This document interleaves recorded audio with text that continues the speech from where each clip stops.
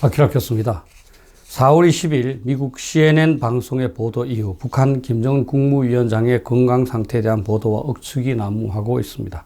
어떤 사람은 뇌사 상태를 말하고 어떤 사람은 건재하다고 말합니다. 그러나 확실한 정보는 아직 아무것도 없습니다.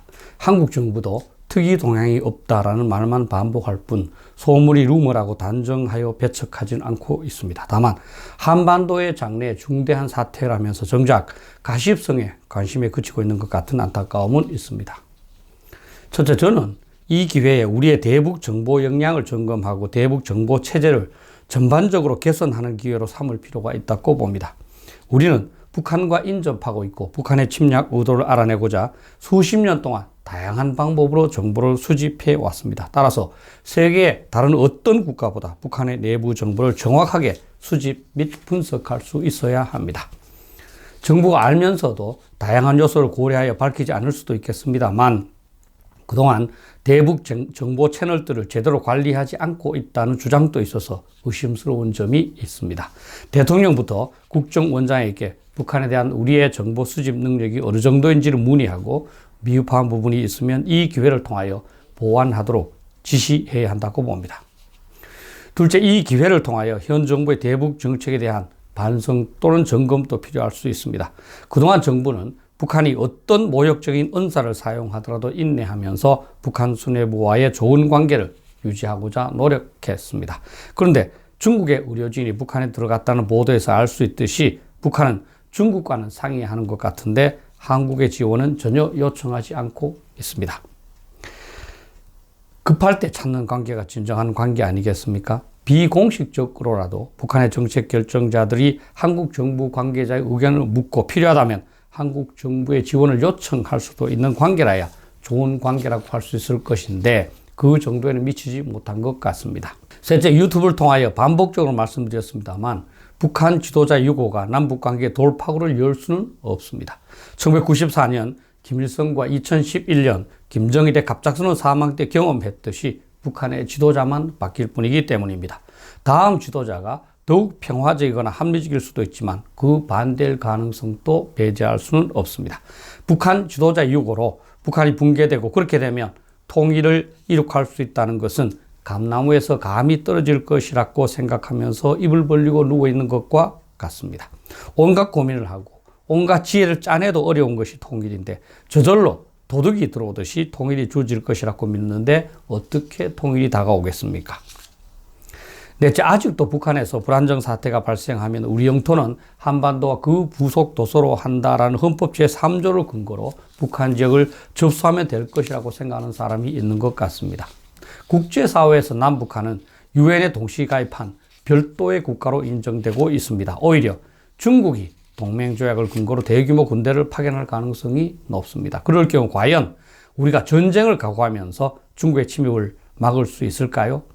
북한이 붕괴되면 유엔의 이름으로 미국, 중국, 러시아를 비롯한 안전보장이사회 상임이사국들이 북한을 관리하게 될 가능성이 높고 이 내용은 이전 유튜브를 통하여 상세하게 소개해드린 바가 있습니다. 북한 지도자의 안위에 대하여 관심이 증폭되는 이유는 통일에 대한 희망이 워낙 크기 때문입니다. 그렇다면 북한 지도자 유고에 관한 소문을 흥미 차원에서 쫓아갈 것이 아니라 실질적인 통일 방안에 대하여 집중적으로 논의하고 고민할 필요가 있습니다. 첫째, 흡수 통일은 생각하지도 않아야 하고 절대 입 밖에 내지 않아야 합니다. 주변의 어떤 국가가 한국 중심의 통일을 허용하겠습니까? 북한이 핵무기를 포기하게 되었기 때문에 주변국들이 한국 중심의 통일을 허용하지 않을 가능성은 더욱 커졌습니다. 핵무기를 모두 양도한다 해도 핵무기 개발 기술자나 핵무기 기술이 남한으로 이전될 것을 알기 때문에 그들은 반대할 겁니다.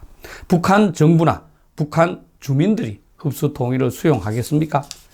둘째, 주변국의 개입을 막고자 한다면 북한의 정통성을 인정받는 정부가 건재해야 합니다.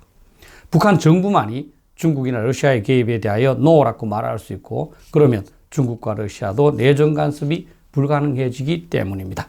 역설적이지만 북한이 붕괴돼서는 안 되는 겁니다. 셋째, 남북 통일은 동서독 통일의 모델을 따를 수밖에 없습니다. 한국에서는 독일과 한반도는 다르다면서 거부감을 갖는 사람도 적지 않은 것 같습니다. 그러나 현재 상황에서 주변국들의 간섭을 배제하고 통일을 달성할 수 있는 유일한 방안은 독일 통일 모델입니다.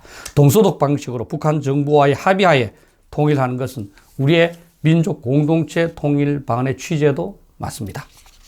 넷째, 동서독 통일의 전례를 따르고자 하면 결정적으로 중요한 것은 북한 정부가 남한과의 통일을 결심해야 한다는 겁니다.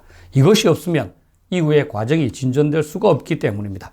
이런 점에서 북한 수뇌부의 변화가 발생하면 새롭게 등장하는 수뇌부를 우리가 잘 설득해서 통일을 결심하도록 하는 것이 최우선이고 가장 중요합니다. 다섯째, 북한과의 합의 통일을 중국과 러시아가 반대하지 못하도록 하는 유일한 방안은 북한 주민의 의사를 확인하는 겁니다. 동독의 경우에도 동독 주민들의 다수가 서독에 편입되는 방식으로 서독과 통일을 추진하겠다는 독일 동맹당을 선출하였기 때문에 통일의 절차가 진행되었고 주변국들도 추인하게 된 겁니다. 만약 북한 주민들이 통일을 원하지 않는다면 평화공존의 상태로 서로가 서로를 적대시하지 않으면서 인접국가로 평화롭게 살면 됩니다. 김정은이 건강 이상설을 일축하면서 짠 하고 나타나느냐 아니면 소문처럼 문제가 있느냐가 중요한 것은 아닙니다. 우리의 안보와 장래에 도움이 되는 방향으로 이 시간과 사태를 활용하는 것이 중요합니다. 정부와 군이 대북 정보 태세를 전면적으로 재점검하고 통일을 위한 현실적인 계획을 수립하는 기회가 되었으면 합니다. 감사합니다.